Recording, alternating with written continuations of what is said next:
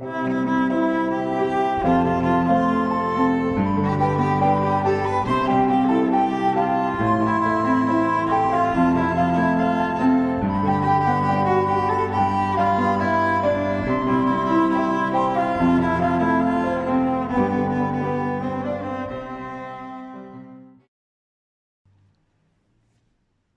Ιησούς διηγήθηκε αυτή την παραβολή.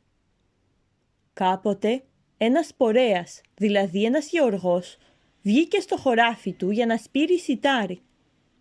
Καθώς πετούσε τους σπόρους, ένα μικρό μέρος έπεσε στο δρόμο.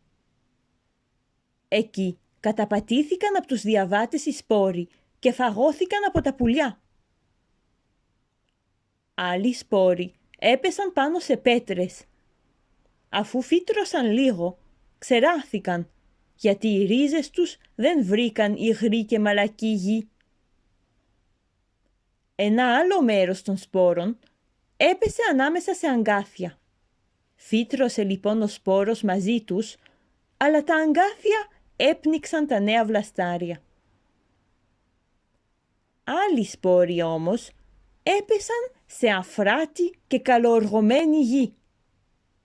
Φύτρωσαν, καρποφόρησαν και έδωσαν καρπό 100 φορές περισσότερο από τον αρχικό σπόρο.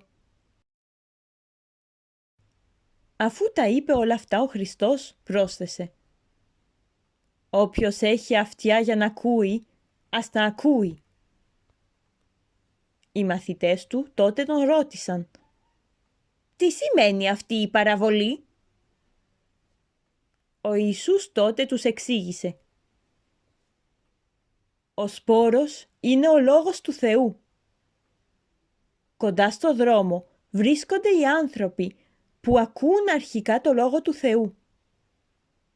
Έρχεται όμως μετά το κακό και παίρνει τον λόγο από τις καρδιές τους για να μην πιστέψουν και σωθούν. Πάνω στις πέτρες είναι οι άνθρωποι που όταν ακούσουν το λόγο τον δέχονται με χαρά. Δεν έχουν όμως ρίζα.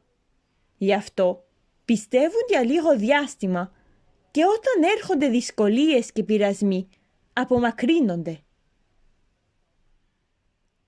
Στα αγκάθια βρίσκονται οι άνθρωποι που άκουσαν το λόγο. Ξεχνιούνται όμως τις καθημερινές φροντίδες της ζωής, στα πλούτη και στις διασκεδάσεις, πνίγονται μέσα σε αυτά και δεν καρποφορούν. Πάνω στην έφορη γη είναι οι άνθρωποι εκείνοι που ακούνε το λόγο του Θεού με καλή και αγαθή καρδιά. Τον φυλάνε μέσα τους και με υπομονή βγάζουν καρπούς.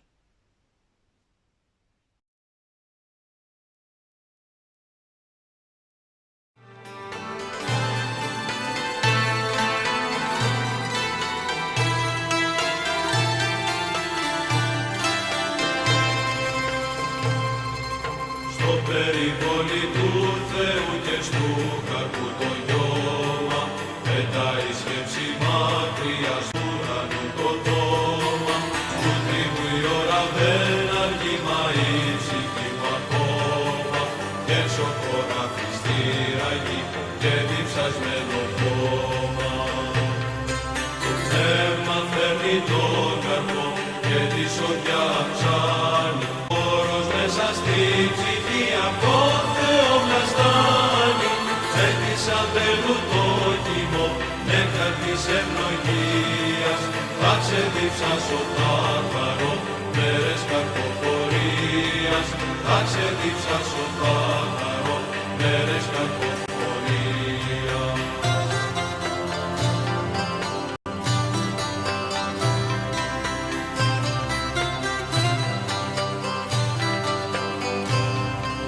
Μπροστά μου η ακαρχήση για το κρίμα μου θυμίζει και μια απόφαση